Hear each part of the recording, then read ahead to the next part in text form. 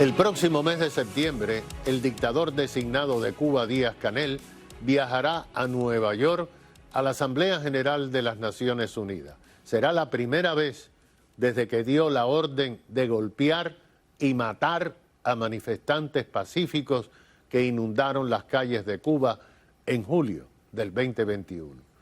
La gran pregunta sigue siendo, ¿qué apoyo va a tener en las Naciones Unidas? ¿Y cuál es la política de Estados Unidos hacia Cuba?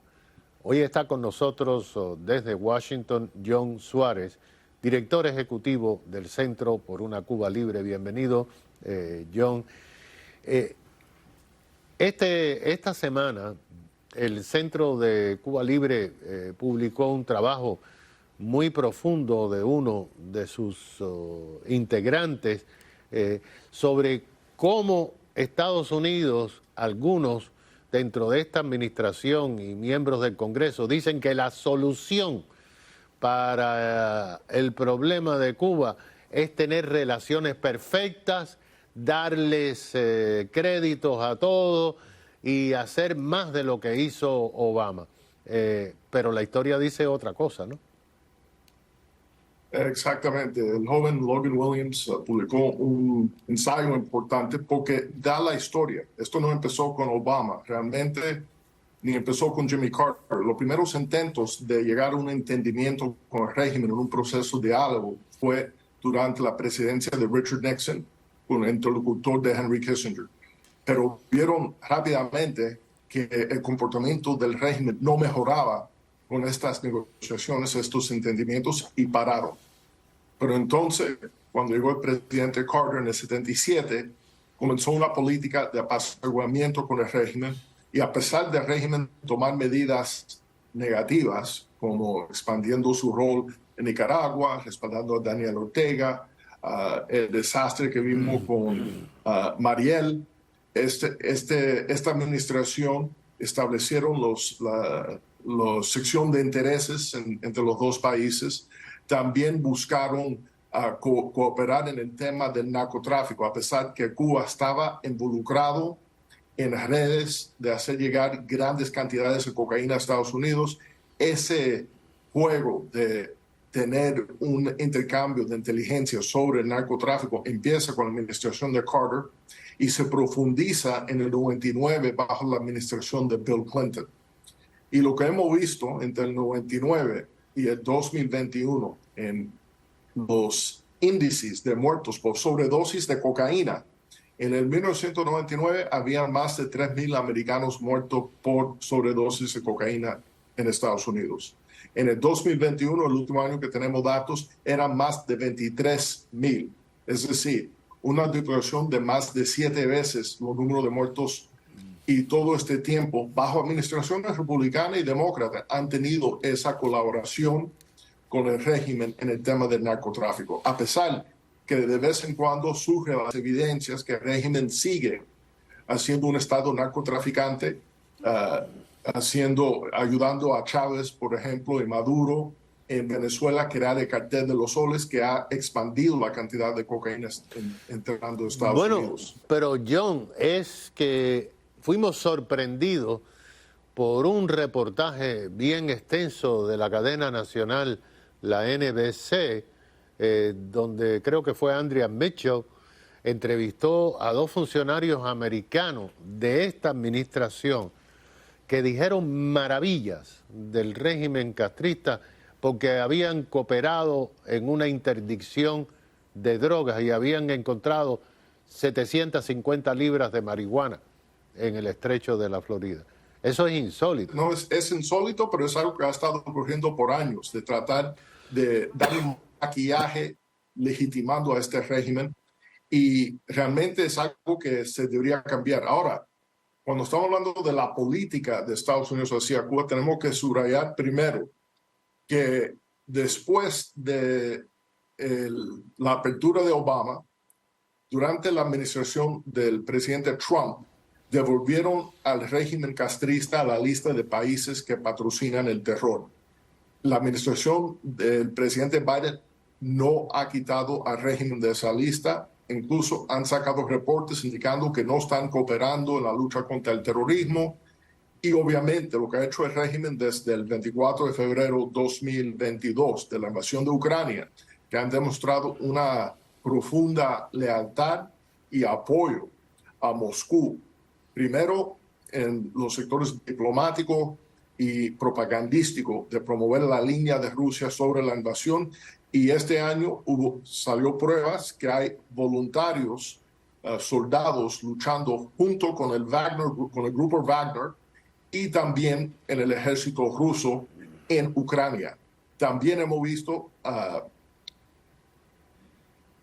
entendimientos, arreglos entre Bielorrusia y Cuba en papel de entrenamiento militar, que obviamente hemos visto en el caso de Lukashenko y Bielorrusia, que han sido también aliados de Rusia en la invasión de Ucrania. Ahora, John, ¿qué se puede esperar de este dictador que seguro va a ir a protestar contra el embargo, contra el bloqueo en las Naciones Unidas? ¿Y qué se puede esperar de países democráticos que usualmente cuando hay alguien que como gobernante ha matado, ha violado todos los derechos humanos, se levantan y se van y hacen declaraciones críticas? ¿Qué tú crees que pase en septiembre en Naciones Unidas? Bueno, mira, yo creo que en gran parte la política de Estados Unidos hacia Cuba es la correcta. Mantiene las sanciones, mantiene Cuba en la lista de países terroristas. Hay varios oficiales sancionados por lo que hicieron el 11 de julio y también por el papel contra los derechos humanos antemano y después. Ahora, nosotros seguimos pidiendo a Estados Unidos de poner a Miguel Díaz-Canel en la lista de oficiales sancionados por Magnitsky, con las sanciones de Magnitsky. Eso se ha hecho con jefes de Estado, como el caso de Lukashenko de Bielorrusia, que no solo lo ha hecho Estados Unidos, pero también Gran Bretaña y Canadá. Por el otro lado, y lo que es sumamente preocupante, la postura de Europa y de la Unión Europea. Vimos en julio, donde hubo una reunión bilateral entre el CELAC, una entidad creada por Hugo Chávez y los Castros para destruir la OEA, que es un organismo regional democrático legítimo con una larga historia, para tener esta alternativa que está también apoyado por China, Rusia y otros factores antidemocráticos. Pero tuvieron una reunión bilateral, Unión Europea con el CELAC, claro, donde las dictaduras lograron que Europa no objetara, a ellos vetar al presidente de Ucrania poder participar en la actividad, el presidente Zelensky. Y después, en el documento final, hablaron que es lamentable lo que está ocurriendo en Ucrania, pero no señalaron que era Rusia el agresor en lo que estaba ocurriendo, en esa guerra ilegal que estaba ocurriendo en Ucrania. Ahora, entonces, lo que estamos viendo por parte de Europa es el viejo tragedia de una política de apaciguamiento que en el siglo XX nos dio las tragedias de la Segunda Guerra Mundial con Adolfo Hitler y Joseph Stalin. Claro, pero ahora hay otro elemento. Xi Jinping ha dicho esta semana que él va a defender la soberanía de Cuba. Es decir, ya Cuba está comprometida 100% con los chinos y con los rusos, y esto va a ser un peligro para la seguridad nacional de los Estados Unidos. Pero esto no es nuevo.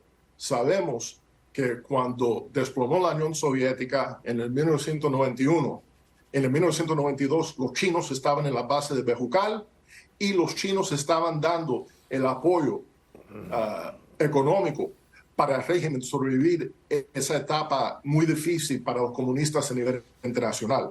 Y se logró. Entonces, mucha gente habla del desplome de la Unión Soviética, periodo especial, y la llegada de Chávez, pero dejan fuera que China comunista en ese periodo entre el 91 y el 99 estuvieron ahí para respaldar al régimen y detener esas buenas relaciones. ¿Por qué? Porque en 1989, después de muchos años de atacar a China comunista, Fidel Castro, que ya estaba preocupado con perestroika y glasnost, que lo veía como una amenaza correctamente contra su poder, se distanció de los rusos, censuró las publicaciones soviéticas y se abrazó con China después del masacre de Tiananmen, respaldándolos 100%. Entonces, esa relación de Rusia, de China profundo desde por lo menos el 92. Con Rusia, desde la llegada de Putin en el 2000, hubo un enfriamiento durante la época de Gorbachev y de Yeltsin, que Yeltsin hasta un punto tenía la embajada rusa recibiendo exiliados cubanos para hacer actividades anticastristas. Eso todo cambió con la llegada de Putin al poder, que restableció esa relación anti-americano con La Habana y que sigue hoy en día.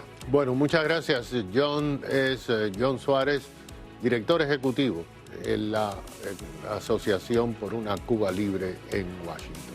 Enseguida regresamos.